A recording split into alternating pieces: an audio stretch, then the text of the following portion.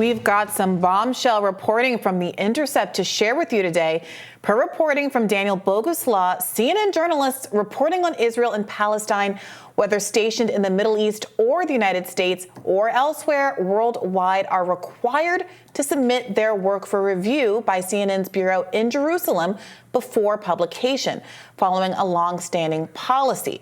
While CNN asserts that the policy aims to ensure accuracy in reporting on the contentious subject, it implies that a significant portion of the network's recent coverage of the Gaza conflict and its global repercussions has been influenced by journalists operating within the constraints of the country's military censor. As highlighted in a recent report by The Intercept, the military censor has recently imposed restrictions on 8 subjects, including security cabinet meetings, information related to hostages, and also reporting on weapons seized by fighters in Gaza. Foreign reporters seeking a press pass in Israel are required to sign a document acknowledging their commitment to comply with the directives of the censor. In response to this report, a CNN spokesperson told The Intercept in an email, quote, "The policy of running stories about Israel or the Palestinians past the Jerusalem Bureau has been in place for years. It is simply down to the fact that there are many unique and complex local nuances that warrant extra scrutiny to make sure our reporting is as precise and accurate as possible." Joining us now to discuss his reporting is investigative reporter at The Intercept, Daniel Boguslaw. Welcome to Rising. Hi, thanks for having me. Now, Daniel, I want you to address the explanation offered by CNN that these issues in this region are particularly sensitive. I can't imagine that there's many regions all across the world that are dealing with sensitive issues that could use, let's say, a review from a local perspective. But is this a relatively unique choice that's special to Israel-Palestine, or do we regularly see news about various subjects being routed through local bureaus in various parts of the world? Sure. Well, I think at various bureaus, sometimes reports will be run, through a regional bureau to add reporting or, consult with a specialist to check for accuracy. What's unique about this is the policy of running every single story concerning Israel, concerning Palestine, through the Jerusalem Bureau, which, as I reported, is under the auspices of the Israeli military censor. Now, it's widely known that the Israeli military censor has existed for decades, that they issue directives and are often in contact with bureaus and newsrooms, both domestic news agencies in addition to foreign news agencies. But a policy that requires international reporters to run basic coverage by them is certainly something that's unique and something that hasn't been reported as existing at other major news organizations. Could you describe more fully for us the process in Israel, the military censorship, and what that looks like? And obviously, it's not just CNN then that is subjected to that level of scrutiny, but all reporters who want to do business in the region. Sure. Well, the censor outlines coverage areas which are off limits. Before the CNN report, we reported on the addition, as you mentioned, of several subjects that are off limits, matters relating to hostages being held in Gaza's health, reports about weapon systems captured by Hamas fighters. So there are these hard and fast rules that are laid out to protect against security infiltration in Israel. There are also, at times, reports submitted by news organizations directly to the censor for review. And in those cases, the censor can actually redact portions of news reports. They can literally censor them to remove lines of text. But really, through reporting on this subject, it's become clear that the way the censor functions the majority of the time is through a sort of soft power which influences self-censorship, meaning that reporters, again, whether they're domestic reporters or international reporters, begin to understand the limits of what they can do. And instead of receiving an angry phone call from the censor, which is often how they communicate with bureaus, reporters just know what the limits are, and they're not going to overextend themselves. They're not going to jeopardize their careers with their managers, with their bosses, or through legal action directly from the censor. Yeah, this is incredible. You say you spoke to a CNN staff member who spoke to The Intercept on the condition of anonymity, who said, quote, every single Israel-Palestine related line for reporting must seek approval from the Jerusalem Bureau, or when the Bureau is not staffed, from a select few handpicked by the Bureau and senior management, from which lines are most often edited with a very specific nuance. You go on to write about some of the policies that CNN has promulgated to its staff members that have to do with how they characterize the war. Can you speak to some of those and about whether or not you think those guidelines cross the line over from editorial guidelines or kind of more structural guidelines into actually setting an editorial, an opinion direction for the outlet? Well, I think one of the biggest concerns expressed to me from inside CNN was about timeline. Reporting facts as they're coming out in real time, and that's sort of CNN's bread and butter. And what this person expressed was that this process significantly slows down their ability to report the news as it happens. And there's a real discrepancy between news that comes out of the IDF.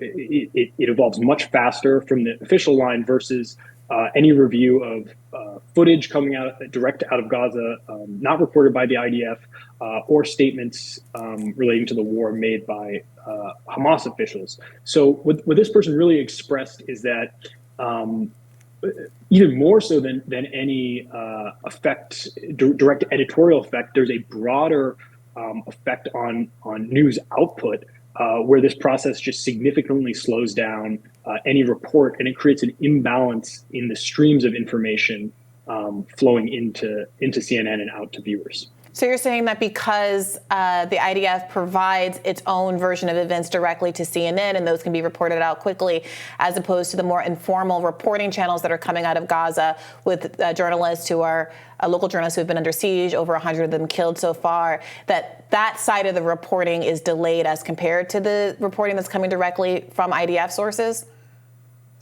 That's correct. And also, to be clear, in this report, we reported for the first time that at the onset of the war, about 10 days after October 7th, CNN actually hired a former IDF soldier out of the spokesperson's unit to basically, effectively, what seems to be serving as a conduit between the IDF and CNN for things like translation issues, for speed of contact.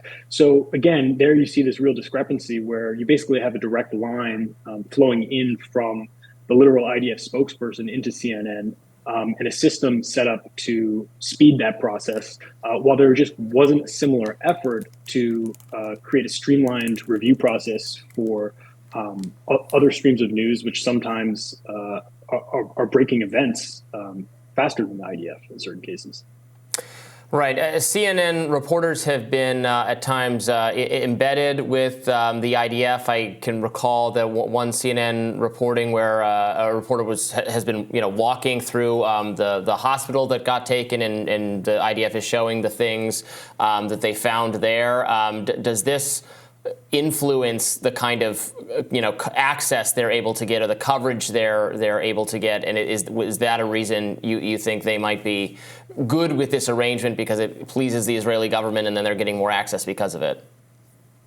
Well, certainly multiple outlets have agreed to submit their footage to the IDF for review before publishing. And again, this is under the auspice of protecting the operational stability of the IDF forces operating in Gaza.